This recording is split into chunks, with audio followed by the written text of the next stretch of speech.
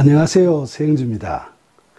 저는 대학 다닐 때 성경을 한 번도 진지하게 읽어본 적이 없으면서도 니체의 추종자가 되어 일방적으로 교회와 기독교인들을 무시하거나 매도하는 말들을 서슴지 않고 내뱉고 다녔습니다. 그러나 이제 와서 생각해보면 하나님 나라의 원리를 부정한 니체는 예수님이나 기독교에 대해서 부당한 말들을 너무나 많이 한 것 같고, 그걸 멋모르고 따라갔던 과거의 제가 너무나 부끄럽기만 합니다. 그런데 저는 몰라서 그랬다고 변명할 수도 있지만, 니체는 독실한 기독교 가정에서 태어나서 신실하게 자랐는데 왜 성인이 되어서는 이렇게 예수님과 기독교에 대해 부정적 해석을 했을까요? 하나님을 믿고 나서 니체를 다시 보니까 아집과 독선, 그리고 지나친 자기 확신에 함몰되어버린 한 천재의 사고의 경직성 같은 인간의 비극적인 한계를 보는 것 같아서 답답하고 안타깝기까지 합니다.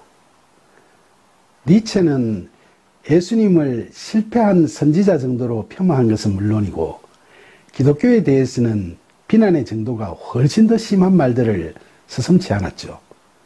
그는 기독교 교리가 예수님의 가르침과 다르다고 주장했습니다. 그는 기독교의 가르침 자체가 정오와 원한에 갇혀 냉혹한 논리를 만들어내는 데 탁월했던 사도 바울에 의해서 예수님의 가르침과는 다른 내용으로 정립되었다고 보고 있었죠. 그는 사도 바울이 당시 사회에서 소위 잘나가는 자들에 대한 정오가 대단했기 때문에 예수님을 믿지 않으면 지옥에 떨어진다라는 원한 맺힌 교리를 만들어냈다고 혹평했습니다. 그리고 그는 기독교 신자들이 이러한 원한에 오염되어서 근세에는 사회주의나 무정부주의 같은 사상을 배태하게 되었다고도 말했죠. 기독교 가정에서 태어난 니체는 바울이 왜 하나님께로 돌아섰는지 그 회심의 과정을 성경을 통해 누구보다도 더 잘 알았을 텐데 어떻게 이런 억지 주장을 하게 됐는지 도무지 이해가 되지 않습니다. 사도 바울은 당시 세상적으로 자랑스러운 베냐민 지파의 바리새인 가문에서 태어나서 당대 최고의 가말리엘 문화에서 교육을 받았고 로마 시민권까지 가지고 있었던 소위 세상에서 잘 나가던 사람이었죠. 사실 그는 회심하기 전까지 그 당시의 유대 사회에서 어느 누구도 부럽지 않은 주류 중에 주류였지 않습니까? 더구나 회심 직전까지 철저한 유대교 신봉자로서 예수님을 믿는 자들을 무자비하게 잡으러 다니던 사람이었는데 무슨 억하심정으로 자신이 속했던 유대의 주류 사회와 로마에 대해 복수심을 불태웠겠습니까? 니체가 바울을 평하면서 그가 복수를 하기 위해 교묘하게 예수님의 부활을 날조하고 최후의 심판이라는 개념을 도입한 사상적 수단을 만들어냈을 뿐만 아니라 이를 활용하여 자기의 권력욕을 채우려고 했다고 강하게 비난하는 것을 보면 어이가 없어서 그냥 헛웃음만 나옵니다. 빌립보서 2장 6절로 8절에 기록된 대로 하나님의 아들이신 예수님께서는 자기를 비워 종의 형체를 가지고 사람으로 이 땅에 오셔서 자기를 낮추시고 죽기까지 복종하셨으니 그것이 곧 십자가에서의 죽으심이죠. 저는 그리스 메테오라 수도원에서 예수님 제자들의 순교 성화를 보면서 부활과 구원의 말씀이 진실임을 깨달았기 때문에 다메섹 도상에서 예수님을 만난 사도 바울의 믿음과 예수님께로 향한 심정을 이해할 수 있습니다. 예수님께서 하나님의 구원 계획에 순종하여 십자가에 못 박혔듯이 예수님께 메인 몸이 된 사도 바울도 신약성서에 기록되어 있는 여러 서신에서 자기를 하나님의 종, 예수 그리스도의 종이라고 소개하면서 그 스스로 자신을 한없이 낮추었죠. 바울이 살던 그때 당시 종이라는 신분은 그냥 심부름꾼 정도가 아니라 헬라어로 둘로스, 즉 인격과 인권을 다 죽인 노예를 의미합니다. 니체가 비난하듯이 사도 바울이 자신의 권력욕에 집착했던 그런 사람이었다면 요즘 사이비 교주들처럼 자신을 따르는 사람들 앞에서 재림의 순이 돌아온 구세주니 하고 뻐기고 다녔어야지. 명문가문 출신으로 최고의 학파에서 수학하였고 로마 시민이기까지 한 자신을 어떻게 짐승 같은 취급을 받는 신분인 노예라고 소개했겠습니까? 니체는 기독교 자체가 사도 바울의 원한에 의해서만이 아니라 구약을 믿던 처음부터 노예들의 원한의 도덕을 근본으로 해서 시작된 종교라고 아주 동의하기 어려운 이야기를 했죠. 그는 고대 그리스에서 선악으로 구분되는 것이 아니라 좋고 나쁨으로 구분되는 가치관이 있었는데, 좋은 것은 주인적 지배자의 생활 방식이고 나쁜 것은 노예의 생활 방식을 말한다고 했습니다.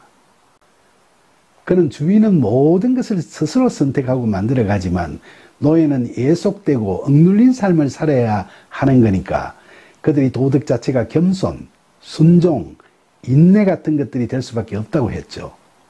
그는 또 노예 도덕의 본질을 예속되고 억눌린 삶에서 오는 분노와 원한이라고 봤습니다.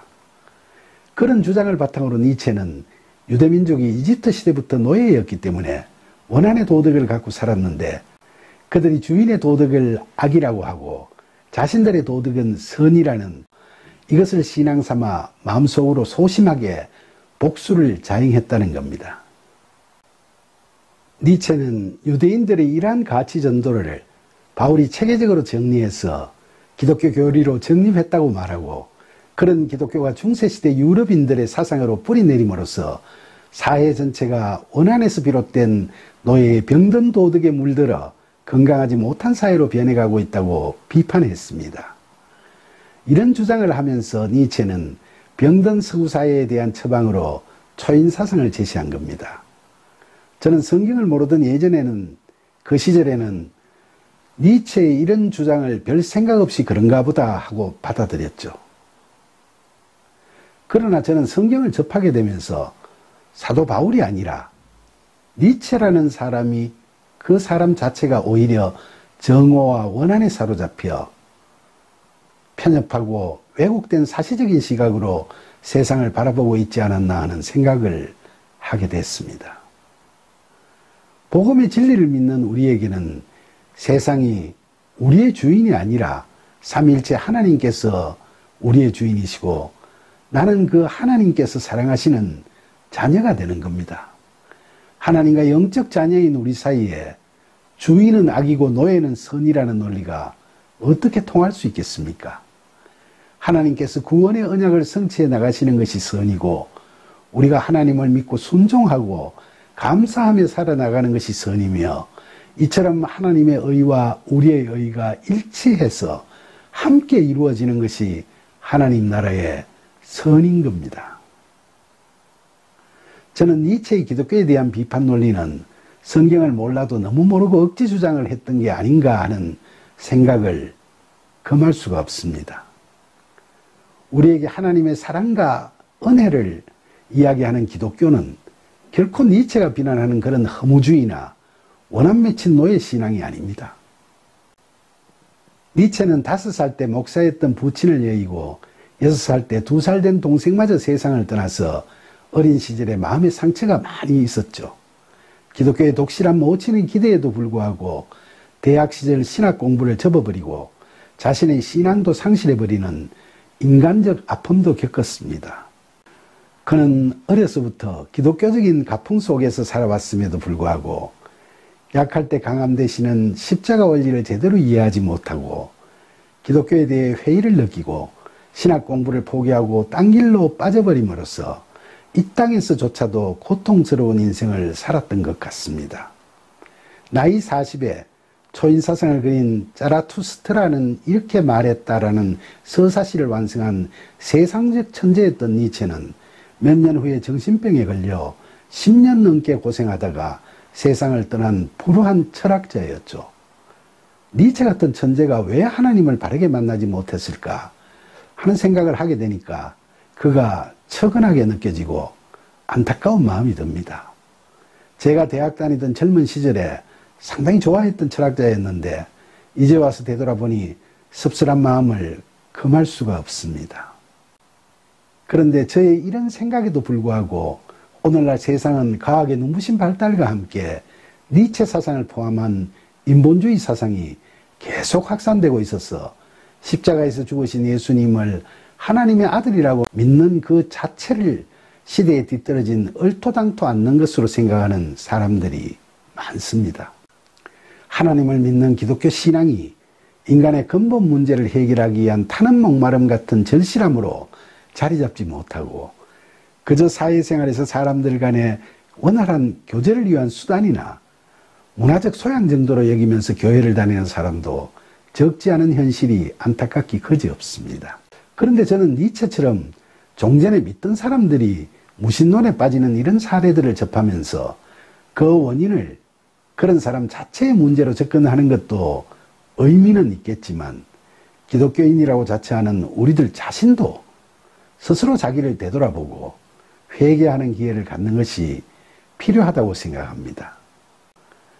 니체뿐만 아니라 오늘날 현대 무신론의 선도자인 루드비 포이어바흐는 신학을 전공한 사람이었는데 헤겔의 제자가 되면서 무신론자로 돌아섰고 공산주의 이론을 만든 마르크스도 유대인으로서 원래는 독실한 기독교 신자였으며 대표적 무신론자인 심리학자 프로이드나 철학자 샤르트르나 과학자 찰스 다윈도 모두 다 원래는 기독교인들이었죠.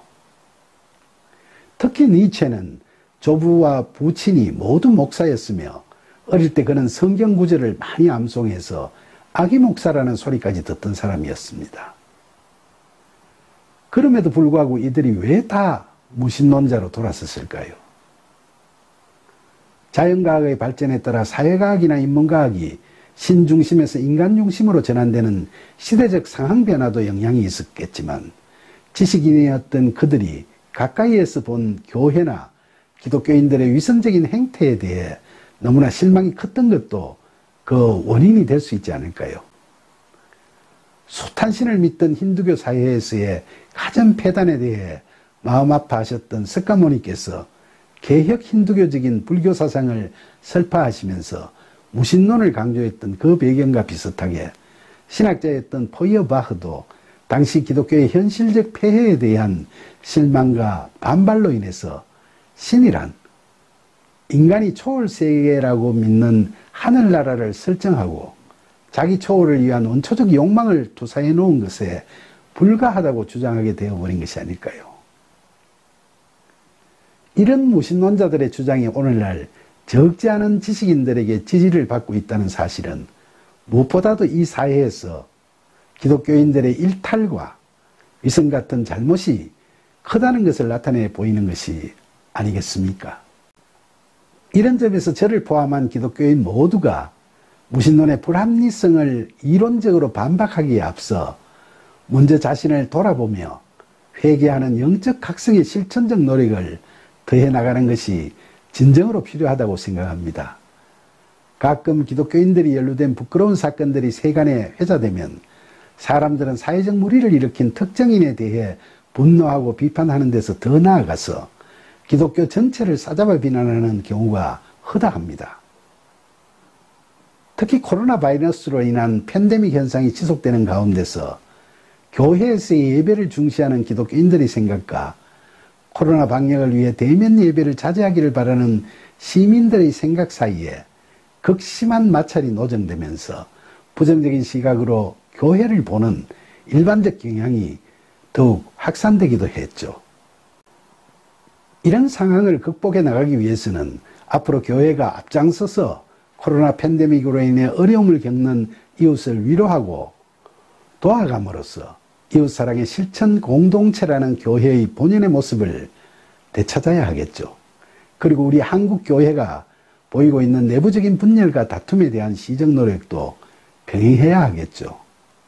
사랑과 경건을 앞세우는 교회에서 목사와 교인 간에 또는 교인들 상호 간에 서로 미워하고 헐뜯고 싸우는 세상적 추태가 그대로 연출되는 경우가 가끔 발생하는 바람에 세상에 빈축을 사기도 하는 건 정말 안타까운 일입니다. 교회 안에서의 다툼의 원인은 내부 주도권 싸움인 경우가 많죠.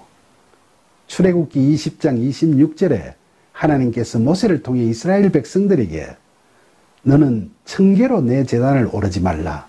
너 하체가 그 위에서 드러날까 함이니라 라고 하신 말씀에서 깨닫게 되듯이 제단으로 올라간다는 것이 상징하는 것처럼 교회에서 직분이 올라가는 걸 탐하다 보면 자신의 위선이나 치부를 보이게 됩니다.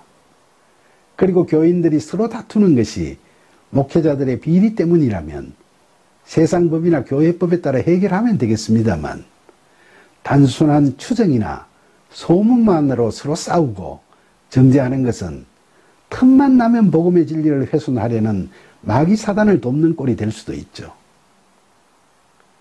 그러니까 교인들이 비리 목사나 위선적인 교인들을 보면서 붕괴할 수는 있겠지만 그보다도 먼저 그런 사례를 보여주시는 하나님의 뜻을 알고자 기도하고 다 같이 회개하는 시간을 갖는 것이 필요하지 않을까요? 그래서 차라리 이럴 때마다 그런 잘못을 저지르는 상대를 용서를 구하는 긍휼의 기도를 드린다면 우리를 시험에 빠뜨리기 위해 안간힘을 쓰는 마귀 사단은 용서와 긍휼의 마음이 없기 때문에 당황하고 어찌할 바를 몰라서 도망가 버릴 거니까 우리의 믿음을 키우게 되는 계기가 되지 않겠습니까? 이렇듯 오늘날도 니체가 교회를 비판하던 그때 못지않게 우리 그리스도인들이 안팎으로 도전받는 혼돈의 시기입니다. 우리는 늘 하나님께 절대 의지하는 믿음과 순종의 삶을 살고자 애쓰지만 그러나 우리는 여전히 연약하고 수시로 넘어지는 약하고 보잘것없는 존재죠. 하지만 이런 부족함에도 불구하고 성령의 도우심과 이끄심에 힘입어 부디 기독교에 대한 안팎의 파괴적인 위협을 슬기롭게 이겨나가고 우리의 신앙을 말씀대로 잘 지켜나가는 저와 여러분이 되기를 간절히 소망합니다. 감사합니다.